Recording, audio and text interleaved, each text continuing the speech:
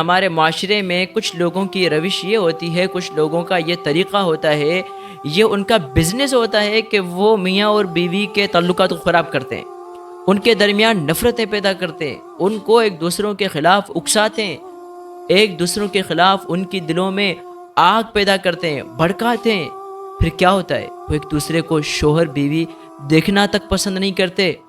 یہ جو عمل کرنے والے لوگ ہوتے ہیں، ان کے بارے میں رسول پاک صلی اللہ علیہ وسلم نے فرمایا، سنن ابو داؤد کے اندر یہ حدیث ہے، حدیث نمبر 2175، فرماتے ہیں لیس منا من خبب امرأۃ علی زوجہا، وہ شخص ہم میں سے نہیں ہے جو میاں اور بیوی کو ایک دوسروں کے خلاف بڑکائے، ایک دوسروں کے خلاف ان کی دلوں میں نفرتیں ڈالے۔ یہ لوگ یہ کام کیسے کرتے ہیں؟ کبھی بیوی کے سامنے شوہر کی کسی خرابی کو بیان کرتے ہیں، کسی عیب کو بیان کرتے ہیں تاکہ شوہر کے بارے میں اس کی دل میں نفرت پیدا ہو، اور کبھی شوہر کے پاس بیٹھ کر اس کی بیوی کی خرابیوں گنواتے ہیں، اس کی بیوی کے عیوبات کو گنواتے ہیں، عیب بتاتے ہیں تاکہ ان دونوں کی دلوں میں نفرت پیدا ہو، ان کا گھر ٹوٹ جائے، ان کا خاندان اجڑ جائے۔ کیوں؟ کیونکہ وہ بدلہ لینا چاہتے ہیں کسی نہ کسی چھوٹی چیز کو لے کر۔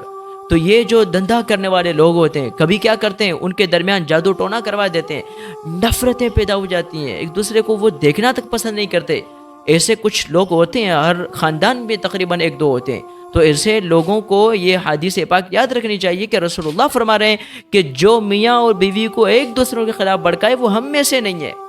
ہمیں ان چیزوں سے بچنا چاہیے، پرہیز کرنا چاہیے، معاشرے میں محبت، امن، پیار کو فروغ دینا چاہیے، ایثار و قربانی کو فروغ دینا چاہیے، معاشرے میں ایک دوسروں کے ساتھ باہمی پیار، محبت، امن و سلامتی کی فضا قائم کرنے کے لیے کوششیں کرنی چاہیے، نہ کہ خاندانوں کو اجاڑنے کے لیے۔